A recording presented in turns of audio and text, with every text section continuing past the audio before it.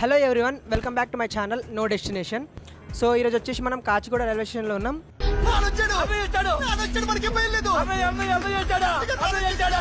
అరుణాచలం అయితే వెళ్తున్నాం. తిరువన్నమలైకి weekly special trains అవైలబుల్లో ఉంటాయి. మీకు స్క్రీన్ పైన డిస్ప్లే చేస్తున్నాను, సేవ్ చేసుకోండి. Madurai special fair. ఈ ట్రైన్ ఓన్లీ మండే మాత్రమే రన్ అవుతుంది. మీకు మిగతా రోజుల్లో కూడా వెళ్ళాలి అంటే మీరు సికింద్రాబాద్ నుంచి కాట్పాడి జంక్షన్కి రీచ్ అవ్వాలి. శబరి ఎక్స్ప్రెస్. మీకు కాట్పాడి నుంచి ట్రైన్స్ అండ్ బస్సెస్ చాలా అవైలబుల్లో ఉంటాయి. మేము కాచిగూడలో 8:30కి స్టార్ట్ అయ్యాము. స్లీపర్ క్లాస్ టికెట్ ప్రైస్ వచ్చేసి 555. మేమైతే స్లీపర్ క్లాస్ బుక్ చేసాము, బట్ వెయిటింగ్ లిస్ట్ ఉండడం వల్ల టికెట్ క్యాన్సిల్ అయ్యింది. సో మేము జనరల్ క్లాస్లో స్టార్ట్ అయ్యాం. సో అందరూ అరుణాచలం వెళ్తున్నారు, బట్ చాలా వరకు తిరువన్నమలై స్టోరీ హిస్టరీ తెలియదు. సో నేను మీకు చెప్తా, వినండి. శివుడికి 5 నివాసాలు ఉన్నాయి. అవే పంచభూతాలు: నింగి, నేల, గాలి, నీరు, నిప్పు. అందులో ఇది ఒకటి. దీన్ని అగ్నిలింగం అని అంటారు. ఇది శివుని 5 నివాసాలలో ఒకటి. ఇది అగ్నిస్థల.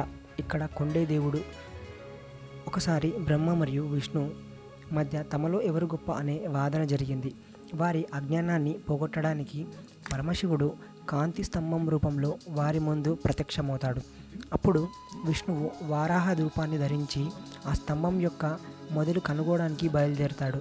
బ్రహ్మ హంస రూపాన్ని ధరించి దాని చివరి భాగాన్ని చూడడానికి ఎగిరిపోతాడు. వీరిద్దరూ జ్యోతి స్తంభానికి ఉన్న పరిమితిని కనుగోలేకపోయారు. పరమశివుడే పరమేశ్వరుడని తెలిసి ఇద్దరు పూజించారు. అనంత జ్యోతి రూపాన్ని కొండగా మార్చి శివుడు తనను తాను వెల్లడించారు. అదే తిరువన్నామలై అని పిలువబడే కొండ. అతను పూజ కోసం లింగ రూపాన్ని, లింగం జ్యోతిని సూచించే చిహ్నం ధరించాడు. ఇది లింగ ఉద్భవం, శివలింగ ఆవిర్భావం జరిగిన ప్రదేశం. తమిళంలో అన్ను అంటే చేరుకోదగినది మరియు అన్న అంటే చేరుకోలేనిది. మలై అనే పదానికి కేవలం కొండ అని అర్థం. అన్నామలై అనే పేరు పై పురాణ కథ నుండి వచ్చింది. ఇక్కడ శివుడు ఒక కొండ రూపాన్ని తీసుకున్నాడు. ఇది అగ్నిస్తంభానికి ప్రతీక. దీని పరిమితులు బ్రహ్మ లేదా విష్ణువు చేరుకోలేదు. సంస్కృతంలో అరుణ అంటే ఎరుపు, అచల అంటే కొండ, అరుణాచలం అంటే ఎర్రని అగ్నిస్తంభం నుండి వెలువడిన కొండ అనే అర్థం. అన్నామలై కృతయుగంలో అగ్నికొండ, త్రేతాయుగంలో బంగారు కొండ. మనమైతే కాట్పాడి జంక్షన్లో ఉన్నాం. ఇక్కడ నుంచి ఇంకో 100 కిలోమీటర్స్ ఉంటుంది, 1 అవర్ జర్నీ. వేడివేడిగా సమోసా 25, 20 का 5 samosa.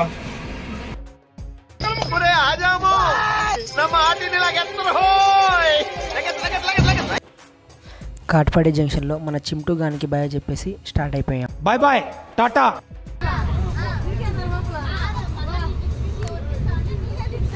So strangers become friends అంటే ఇదేనేమో. వీళ్ళందరూ వచ్చేసి వేరే వేరే స్టేట్ లైక్ ఆంధ్రప్రదేశ్, తెలంగాణ, తమిళనాడు. మనకు తమిళ రాదు, వాళ్ళకి తెలుగు రాదు. ఈ లడ్డు పాప భోగి అంతా ఫేమస్ అయిపోయింది. ఫైనల్లీ తిరువన్నామలై రైల్వే స్టేషన్కి వచ్చేసాం. ఇక్కడ నుంచి టెంపుల్కి ఇంకా 2 కిలోమీటర్స్ ఉంటుంది. ఇప్పుడే రైల్వే స్టేషన్ నుంచి అయితే రాజగోపురం దగ్గరికి వచ్చాము.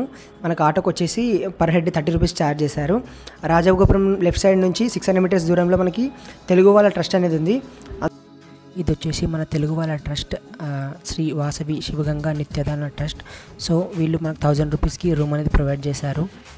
3 టైమ్స్ ఫ్రీ ఫుడ్ అనేది ప్రొవైడ్ చేస్తున్నారు. అలాగే ఫుడ్లో కూడా చాలా టైప్స్ ఆఫ్ వెరైటీస్ అనేది ప్రొవైడ్ చేశారు. మేము 3 o'clockకి రూమ్కి రీచ్ అయ్యి ఫ్రెష్ అప్ అయ్యి లంచ్ కంప్లీట్ చేసుకుని రాజగోపురం ముందుకైతే వచ్చేసాం. రాజగోపురం ముందు మనకి 40 రూపీస్ ఛార్జ్ చేసి ఒక గండజ్యోతి దీపాన్ని అయితే ఇస్తారు. దాన్ని గోపురం ముందు వెలిగించి మన ఎడమ వైపు నుంచి గిరి ప్రదక్షిణ స్టార్ట్ చేయాలి. గిరి ప్రదక్షిణలో 8 లింగాలు, 14 కిలోమీటర్లు ఒకటే ప్రదక్షిణ గిరి ప్రదక్షిణ. గిరి ప్రదక్షిణ ఎందుకు చేయాలి? శివస్వరూపమైన అరుణాచల పర్వతాన్ని చుట్టూ తిరగడం ద్వారా పాప విమోచనం, అహంకార నాశనం, మోక్షానికి మార్గం లభిస్తుంది. ఇది శరీరానికి శుద్ధి, మనసుకు శాంతి, ఆత్మకు చైతన్యం కలిగించే పవిత్ర ఆధ్యాత్మిక సాధన. గిరి ప్రదక్షిణలో మొదటి లింగం ఇంద్రలింగం తూర్పు దిక్కున ఉంటుంది. ఇంద్రుడు శివునికి తపస్సు చేసి ఈ లింగాన్ని ప్రతిష్ఠించాడు. తూర్పు దిక్కు జ్ఞానాన్ని, ప్రారంభాన్ని సూచిస్తుంది. ఈ లింగాన్ని దర్శిస్తే దైవానుగ్రహం, కీర్తి, అధికార బలం లభిస్తాయి. గిరి ప్రదక్షిణ చేసే ముందు మనకి పురాతన గుడులు కనిపిస్తూ ఉంటాయి. వాటిని కూడా దర్శించుకుంటూ మనం ముందుకెళ్ళాలి. మనకి ప్రతి ఒక్క లింగానికి ముందు ఇలా గిరి ప్రదక్షిణ మ్యాప్ అనేది ఉంటుంది. మనం ఎక్కడున్నామో మనం ఈజీగా తెలుసుకోవచ్చు. పాతకాలపు టెంపుల్స్ అయితే మనకి కనబడుతుంటాయి. అందులో మెయిన్ వచ్చేసి నంది టెంపుల్ మరి గణపతి దేవుని టెంపుల్స్ ఎక్కువ కనపడుతుంటాయి. అగ్నిలింగం అనేది మనకి వెళ్తుంటే రైట్ సైడ్లో ఉంటుంది. చాలామంది కన్ఫ్యూజ్ అవుతుంటారు. రెండవ లింగం అగ్నిలింగం. అగ్నేయ దిక్కు, అగ్నిదేవుడు. అగ్ని తత్వం మనిషి లోపలి మలినాలను శుభ్రం చేస్తుంది. ఈ లింగాన్ని దర్శించే వారికి పాప పరిహారం, తపస్సు, విజయాన్ని కలుగజేస్తుంది.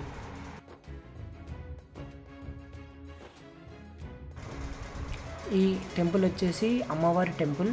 ఇక్కడ హిజ్రాలు నిమ్మకాయలతో దిష్టి తీస్తూ ఉంటారు. ఆ రోజైతే ఎవరు లేకుండే. అగ్నిలింగం తర్వాత వచ్చేది మన రమణ మహర్షి యొక్క ఆశ్రమం. దీని గురించి మనం నెక్స్ట్ వీడియోలో మాట్లాడుకుందాం. గిరి ప్రదక్షిణలో మనకి చాలామంది సాధువులు కానీ ఆవులు కానీ అడుక్కునే వాళ్ళు కానీ చాలామంది ఉంటారు. మూడవది యమలింగం. దక్షిణ దిక్కు, యమధర్మరాజు. యముడు ధర్మాన్ని పాలించే దేవుడు. ఈ లింగాన్ని దర్శనమిచ్చిన వారికి నైతిక బలం, నష్టభయం తొలగిపోతుంది. పితృదేవతలకు శాంతి కలుగుతుంది. ఇక్కడ కోతులతో చాలా జాగ్రత్తగా ఉండాలి. గిరి ప్రదక్షిణలో మనకి తాగడానికి ఫిల్టర్ వాటర్ కూడా ప్రొవైడ్ చేస్తున్నారు.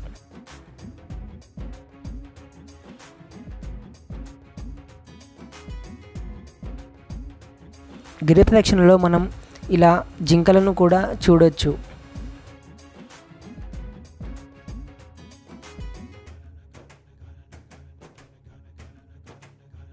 మనకి ఎక్కడ చూసినా నంది యొక్క విగ్రహాలు, గుడులు కనిపిస్తూ ఉంటాయి.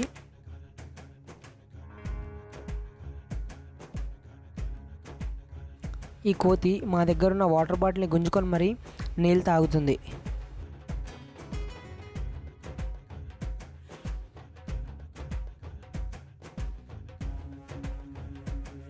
నాలుగవ లింగం నైరుతి లింగం. నైరుతి దిక్కు. దీని స్థాపకుడు నైరుతి దేవత, దిక్పాలకుడు. నైరుతి దిక్కు నెగటివ్ శక్తులను సూచిస్తుంది. ఈ లింగాన్ని దర్శించి ప్రదక్షిణ చేస్తే దురదృష్టం నివారించబడుతుంది. చెడు శక్తుల బారి నుండి రక్షణ కలుగుతుంది.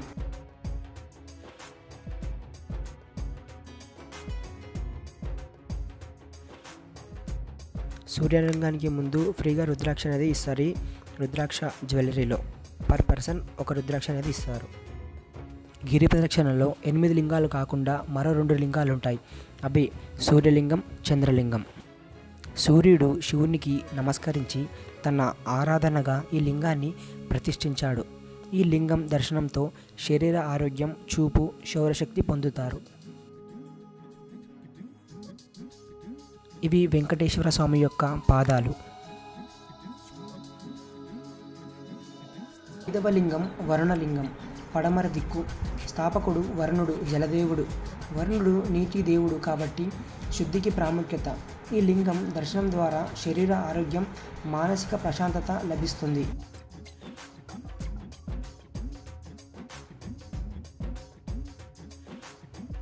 ఆరవ లింగం వాయులింగం. వాయువ దిక్కు. వాయు దేవుడు. వాయువు జీవశక్తికి మూలం. ఈ లింగాన్ని దర్శించే వారికి ఆరోగ్య, ప్రాణవాయు బలపడుతుంది. దేహబలం, ఉత్సాహం కలుగుతుంది.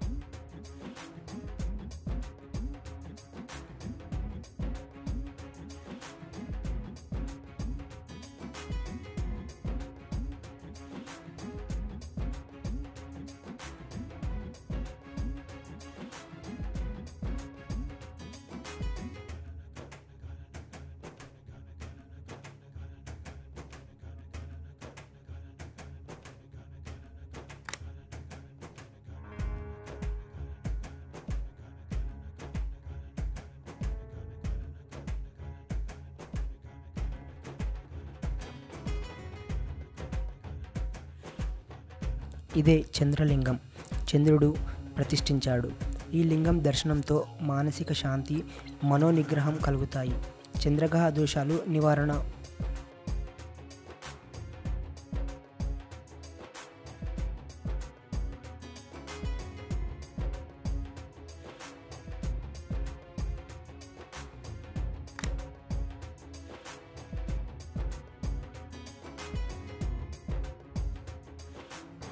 ఏడవ లింగం కుబేరలింగం ఉత్తర దిక్కున ఉంటుంది. కుబేరుడు ధనాధికుడు. కుబేరలింగాన్ని దర్శించిన ధనం విషయంలో శుభం కలుగుతుంది. వ్యాపారం, ఉద్యోగంలో అభివృద్ధి కలుగుతుంది. ధన సంబంధిత దోషాలు తొలగుతాయి.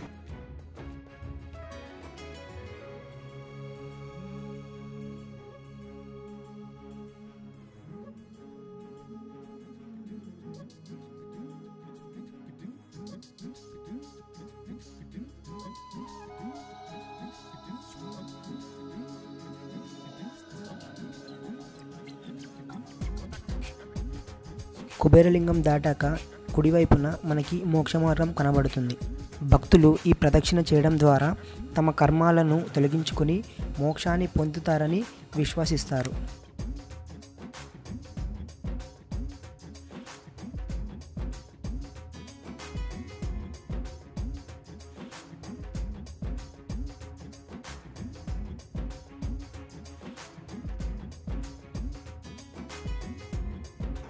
ఎనిమిదవ లింగం వచ్చేసి ఈశాన లింగం.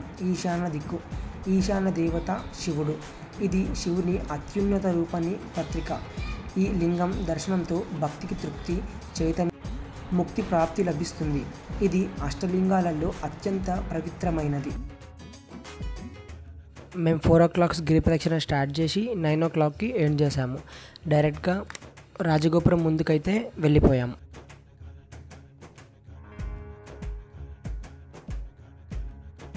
మేము గిరి ప్రదక్షిణ కంప్లీట్ చేయడానికి 9 o'clock అయ్యింది. సో టెంపుల్ అనేది 8:30కే క్లోజ్ చేసేసారు. రాజగోపురం ముందు వచ్చేసి అక్కడికి గిరి ప్రదక్షిణ ఎండ్ చేసి రూమ్కి అయితే వెళ్ళిపోయాం. ఆఫ్టర్ గిరి ప్రదక్షిణ. Hello everyone, day 2 of Arunachalam. మేమున్న టెర్రస్ పై నుంచి టెంపుల్ యొక్క గోపురాలు కనిపిస్తాయి. మేము ఫ్రెష్ అప్ అయిపోయి దర్శనానికి స్టార్ట్ అయిపోయాం.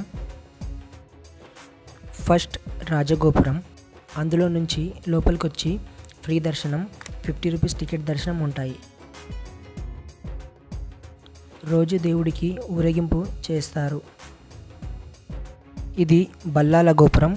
దీని తర్వాత కిల్లి గోపురం. టికెట్కి పర్ హెడ్ 50 రూపీస్ ఛార్జ్ చేస్తారు.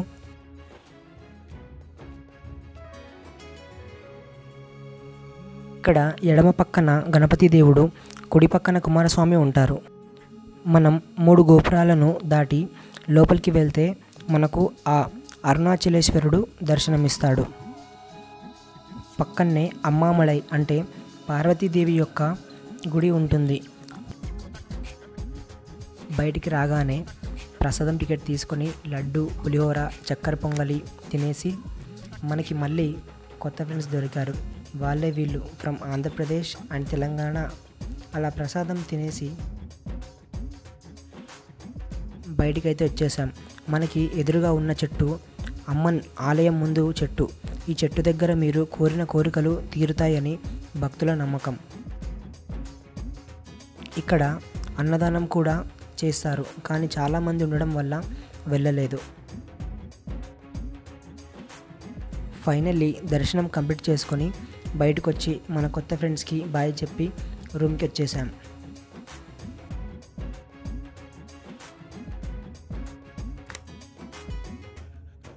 లంచ్ చేసి రూమ్ చెక్అవుట్ చేసి రమణాశ్రమంకి అయితే స్టార్ట్ అయినాం. మనకి రమణాశ్రమం ముందు బైక్స్ రెంట్కి దొరుకుతాయి. కావాల్సిన వాళ్ళు తీసుకోవచ్చు. రమణాశ్రమంలో కొండపైన స్కందాశ్రమం, విరూపాక్ష కేవ్ ఉంటాయి. కింది నుంచి 2 kilometers ఉంటుంది. వెళ్ళే ముందు చేతిలో ఒక కట్టె ఆయుధంగా పెట్టుకొని వెళ్ళాలి, లేదా కోతులు అటాకింగ్కి రెడీగా ఉంటాయి.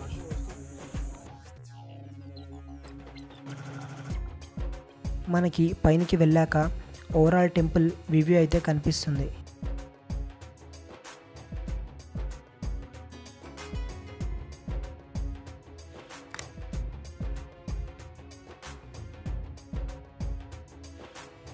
కింద నుంచి వచ్చి ఈ రివ్యూ చూశాక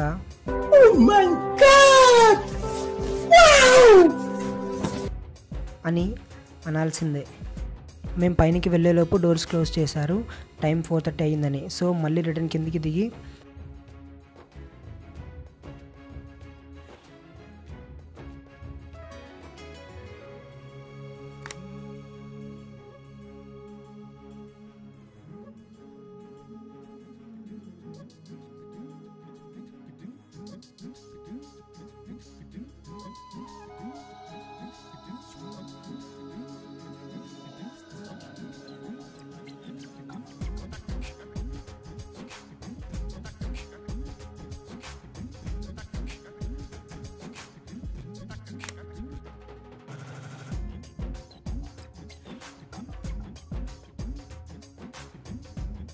ఆ రోజుల్లో ఉన్న ఆవు లక్ష్మి, కుక్క జాకి, జింక వాలి, ఇంకా కాకి యొక్క సమాధులు ఇక్కడ మీకు కనిపిస్తాయి.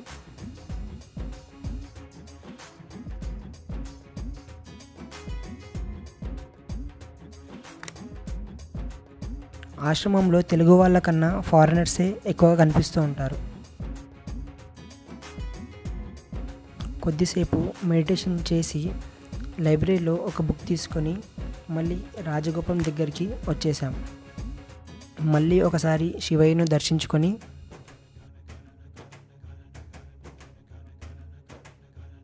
Plate parotta లాగించి auto ఎక్కేసాం. మన ఆటో బాబాయ్కి తెలుగు రాకపోయినా ఇంగ్లీష్తో అడ్జస్ట్ చేస్తున్నాడు. ఫైనల్లీ బస్ రావడానికి ఇంకో 1 అవర్ టైం ఉందని కప్ కాఫీ తాగి కూర్చున్నాం. అంతలో మన శ్రీవారి ట్రావెలర్స్ వచ్చేసింది. బ్యాగ్ పెట్టేశాం. అరుణాచలానికి బాయ్ చెప్పేసి హైదరాబాద్ వచ్చేసాం. Thank you for watching.